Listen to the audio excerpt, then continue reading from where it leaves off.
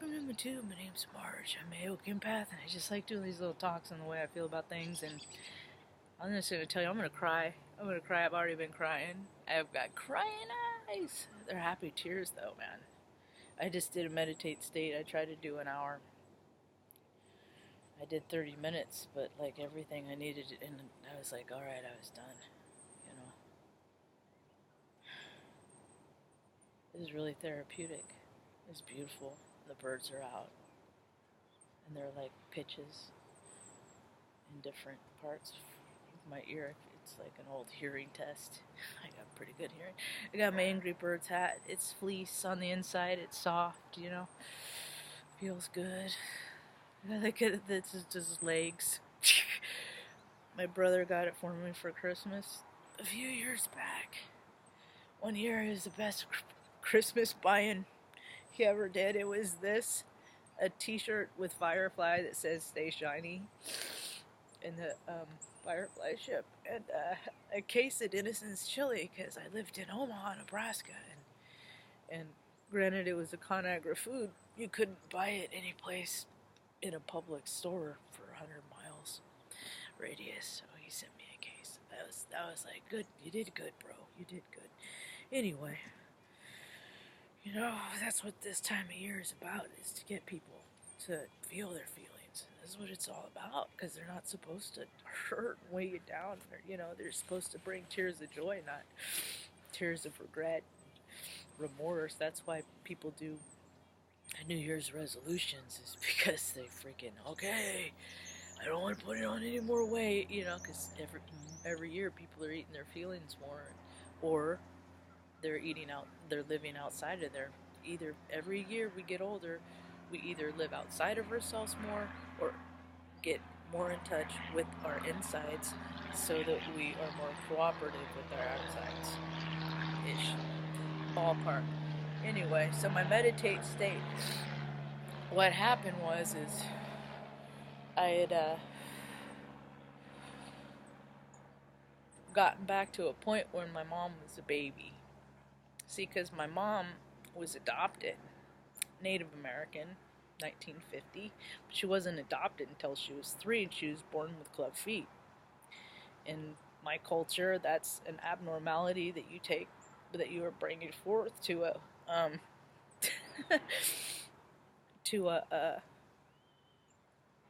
from past incarnations. So I don't need to get too much into that, but so she was born with club feet, and she was adopted when she was 3, so her adopted parents came to see me in my dreams last night, which is kind of interesting, because, you know, I don't know, I just, I could count how many times I'd seen them in life, you know, they weren't really any relation to me, but their significance is great, so they came to see me, because with Mom, for the first several years of her life, she was a tiny woman. She's Spitfire Sagittarius, man. Don't let nobody gonna tell her she's nothing. She don't back down. You know, she used to get beat up by men because she wouldn't get out of their face. And I'd be like, Mom, stop. Just walk away. And she wouldn't.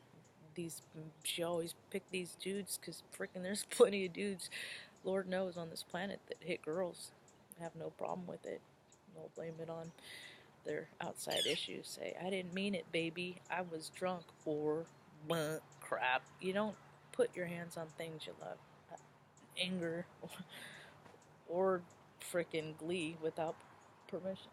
So anyway, and so she, and he used to have to rub her feet, because for like the first 8 years she had braces on her ankles and stuff like that, and she had these tendon surgeries, so she'd rub her feet, and her feet are small. Her foot is only as big as my hand, and they're real sensitive. She's real sensitive, but I'm getting her used to me touching her feet. You know, she's just not used to people really care for it, because she's never been real affectionate. You know, because it's always been related to pain.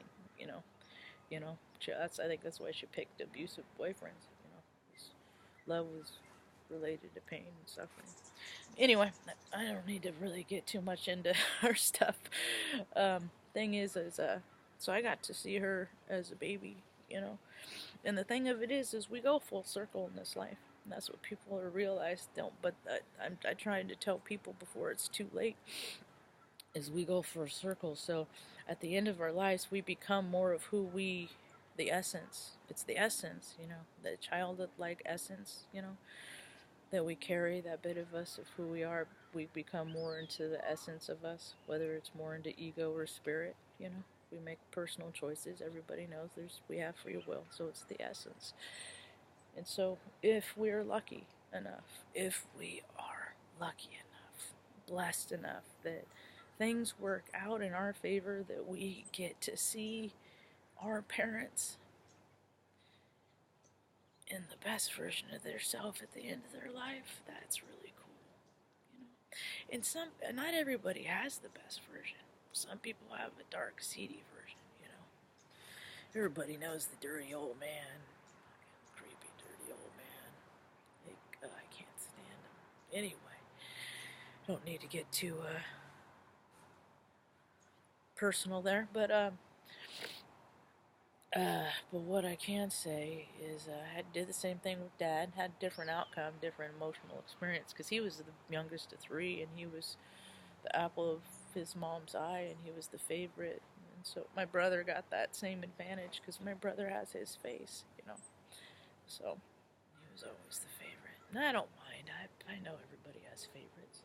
Just people don't admit it, you know. What people aren't, you know, that's the thing. That's what it would.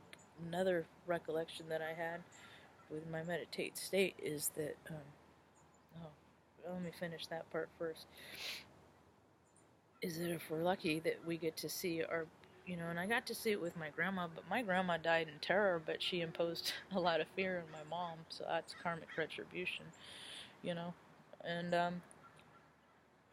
that's the thing, is when we're bad to people and cause harm on people, we're causing harm to ourselves, you know, because we all are just different aspects of one another.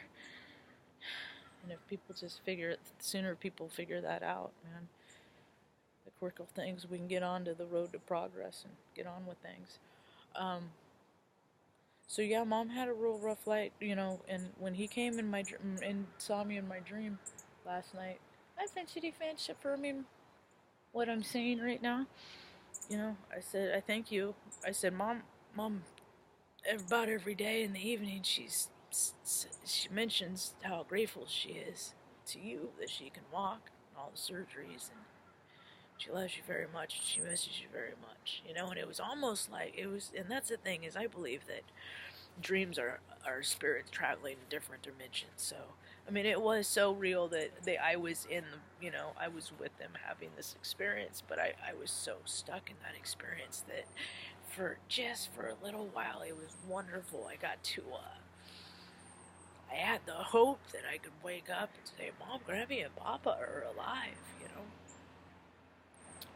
And she'd be like, because she misses them, you know. And I'm like, hey, don't miss them too much. You know, you got a lot of fun stuff to do down here. A lot of fun experiences to have down here. So, anyway, and Mom and I didn't get along real good, see, because we had a backwards relationship for a long time, and I was always the enforcer, and I took care of her, and I've always taken the care of the role of her caregiver. There's a lot of times that she couldn't. She just couldn't. She just didn't have her in her, and I did, so I would compensate. And, so, I resented her a long time. I hated her for the choices she made. But like, now you get older, you know, you start having your own experiences of life and having to make your own choices, then you start understanding where they're coming from a little bit more. And you know, it's cool, because when I'm done here, we're going to go in and we're going to draw, because we're going to start drawing. It's, you know, they got to start doing things different, because her little old dog is getting tired. I know Sassy's she's gonna go, and so I got to do things, make a new pattern, new print before that happens, you know. So okay, we're gonna do this every day, because she's not gonna take the transition. I already know. So that's another heartbreak not for today. That's an impending one, but not for today.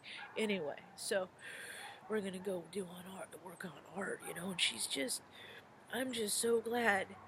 Oh, and that's the thing, is, and I was reminded when Papa came to see me, he gave me my first taste of beer. I was probably 2.